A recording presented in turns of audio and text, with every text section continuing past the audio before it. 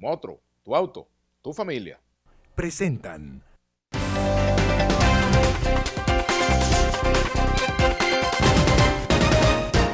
Muy buenas tardes, queridos amigos. Bienvenidos a Vladimir a la Una. Hoy es 27 de junio y quiero leerles lo que escribí hoy con motivo de esta fecha tan importante, Día Nacional del Periodista, conmemoración de la fundación del Correo del Orinoco. Esto lo coloqué como mensaje en mis redes sociales y quiero compartirlo con ustedes. Hoy 27 de junio, Día Nacional del Periodista, reivindico el rol de los profesionales de la comunicación social, de los trabajadores de la prensa, que hoy asumen su responsabilidad en medio de graves dificultades. La censura, la intolerancia, la violencia y el abuso de poder son obstáculos que el periodismo enfrenta cotidianamente para lograr su cometido. Hoy es un día propicio para reivindicar el derecho de los ciudadanos a estar informados de manera veraz y oportuna y para exigir respeto al libre ejercicio del periodismo. Nuestro reconocimiento para los colegas que desde el Colegio Nacional de Periodistas y el Sindicato Nacional de Trabajadores de la Prensa hacen una valiente labor gremial en medio de tanta adversidad. También a las organizaciones no gubernamentales dedicadas a la defensa de la libertad de expresión. Y por supuesto nuestro reconocimiento a nuestros compañeros que hacen posible que Globovisión esté cumpliendo su labor de informar las 24 horas del día, tanto los compañeros que tienen funciones directivas en el canal, colegas, como a todos los reporteros y a todo el equipo de camarógrafos, asistentes, en fin, todos quienes hacen posible que se cumpla con la misión de informar. Y bueno, precisamente para conmemorar este día tan importante en la historia del país y del periodismo, invité a una persona que para mí es emblemática, porque es uno de esos viejos reporteros que tiene muchas cosas que decirnos. Una persona con quien compartí años de trabajo en Últimas Noticias y de quien aprendí muchísimo en mi inicio como reportero. Se trata nada más y nada menos que Coromoto Álvarez. Gracias, Vladimir. Coromoto, bienvenido. Gracias. Bueno, yo te recuerdo mucho en la redacción de Últimas Noticias porque, bueno, eras uno de esos periodistas experimentados que uno seguía con atención y que admirábamos y seguimos admirando, ¿no? Bienvenido. Gracias, Vladimir. Coromoto. Bueno, yo me uno de esas palabras que tú acabas de pronunciar por el pensamiento libre, por la libre expresión. Yo traigo un mensaje de la conferencia episcopal de una misa que ofició Monseñor Pedro Pablo Aguilar, que lleva el nombre de un eminente dirigente político a quien saludamos desde esta tribuna, y me hago eco de ese mensaje de la conferencia episcopal donde en presencia de la directiva y de un grupo de reporteros se le rinde tributo al amor por la verdad, el periodismo libre, el periodismo sin ataduras, precisamente que se desprende de la fundación del Correo del Orinoco por el libertador Simón Bolívar el 27 de junio de 1818. Y de allí observamos en ese pluripartidismo que luego se desarrolla a través de los últimos siglos, como una figura como Juan Germán Rocio, una figura de la civilidad, quien fue el que redactó el Estatuto Electoral, la Constitución Nacional, a quien se le debe rendir un homenaje como Andrés Bello, de quien se dice que es el autor de la letra del himno nacional, cosas que se descubren a través de la investigación periodística. Como el nacimiento de Cristóbal Colón. Dicen que nació en Génova y no nació en Génova. Dicen que fue hijo de una condesa española, que por cierto tuvo después el parentesco el cardenal Mendoza y el duque de Alba. Bueno, Cristóbal Colón no podía ser un tonto, que eso me lo acaba de decir un profesor de la Universidad Simón Bolívar. En esos sin cubiliteos me acaba de decir el profesor Humberto Araque, mire chicos, yo hice una investigación y Cristóbal Colón no puede haber sido un idiota para andar con los reyes de Portugal y con los reyes de España. Bueno, precisamente, por cierto, que el cardenal Cisneros es un ascendiente de José Gregorio Hernández. Fíjate, todo ese trabajo de investigación, cada personaje que a través de la historia, de los trozos de la historia, uno puede desglosar. Por supuesto. Ahora, yo quiero hablar del periodismo, pero quiero hablar del periodismo centrado en lo que fue tu experiencia también, Coromoto, porque bueno, imagínate, tú tienes 56 años de ejercicio periodístico.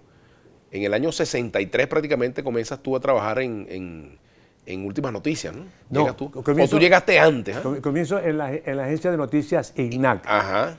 Pedro Llorens Pedro Llorens, trabajaba en IGNAC, para descansar su alma, se fue a la República y yo obtuve pues ese cargo de corresponsal en La Guaira. Y los domingos... Y el corresponsal cubría de todo. Que todo. Todo lo que pasara, ¿no? Recuerdo el primer crimen, que por cierto nunca se descubrió quién mató a Concepción Guareguán Méndez, un sargento mayor de la Marina, frente al Campito, un bar del Campito en Catemamar. Y bueno, nunca se descubrió eso. Hubo una investigación y eso se quedó... nunca se supo quién fue el autor de ese crimen. Y luego, Maiquetía fue una escuela... Porque como decía mi compadre Sisto Martínez hace poco, se da más importancia a la praxis, a la práctica, que a la teoría. Y bueno, es una profesión de sacrificio la nuestra.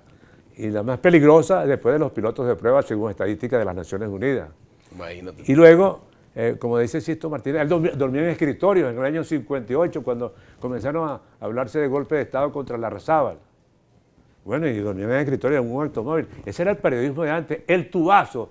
Precisamente del siglo XX, era la búsqueda de la información. Y en esa época no había, por supuesto, ni teléfonos celulares, ni Twitter, ni computadora, nada de eso, ¿no? Ni bueno, grabadores había, ¿no? Una que otra, ¿no? Eran grandes, ¿no? Por cierto que yo fui corresponsal en Maiquetía para Radio Aeropuerto. Después dirigimos el noticiario Sisto Martínez, Carlos Ramírez Noriega y yo. Y obtuvimos el premio municipal de periodismo compitiendo con Radio Rumbos y Radio Continente, que eran los dos haces del periodismo radial. Radial. Bueno, y allí con el Canal 8, Rafael Velázquez, que era el jefe, de cuando el Canal 8 estaba en manos de los Forbes, en manos privadas. Luego pasé a la República, fui cronista parlamentario, hice periodismo de ciencia con Aristide Bastida, fundamos el Círculo de Periodismo Científico. Ajá. Y dimos algunos tubazos. Y posteriormente, en el año, hace 50 años, yo no había salido de Espíritu, Torres, Yacurito y La Vega, Petare. El primer viaje al exterior fue para observar el lanzamiento del Apolo 10 en mayo del 69. ¿Tú estuviste allí? Estuvimos allí, Edgardo de Castro, Germán Carías, precisamente un primo de Gratelolacho, y estuvo Silva, Rubén Abreu Montes de Oca. Bueno, y luego hablamos allí en la emisora de la Organización de Estados Americanos. Germán Carías me quería llevar para el Diario Nacional, por cierto. Ah, sí, pero no tú. No, yo me quedé tranquilo. Se cierra la República, pasé por la Esfera 9, fui corresponsal en Maiquetía, Terminal Aéreo, una columna.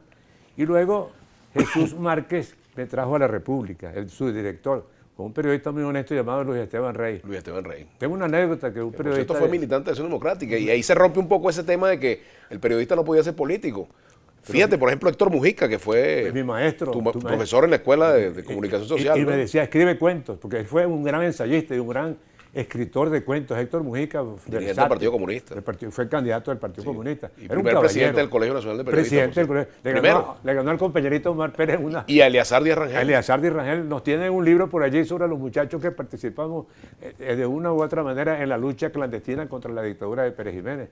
Yo a los 15 años andaba en esos menesteres.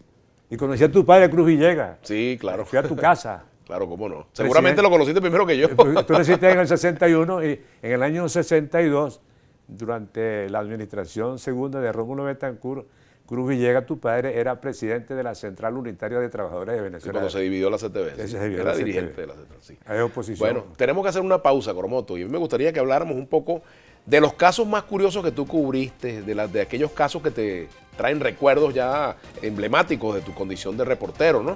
Y además un hecho curioso, tú estabas hablando de un crimen y resulta que en esa época y durante muchos años había crímenes que tenían meses de seguimiento. Hoy en día la noticia de un asesinato no dura 24 horas, lamentablemente, porque se cometen tantos hechos que bueno. Pero vamos a hacer la pausa y continuamos conversando con Coromoto Álvarez. Gracias. Ya venimos.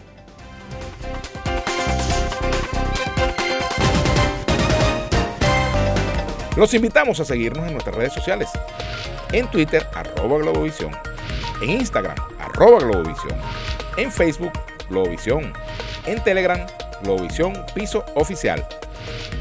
Si quieres volver a ver este y todos los programas de Globovisión, visítanos y suscríbete a nuestro canal de YouTube. Soy Globovisión.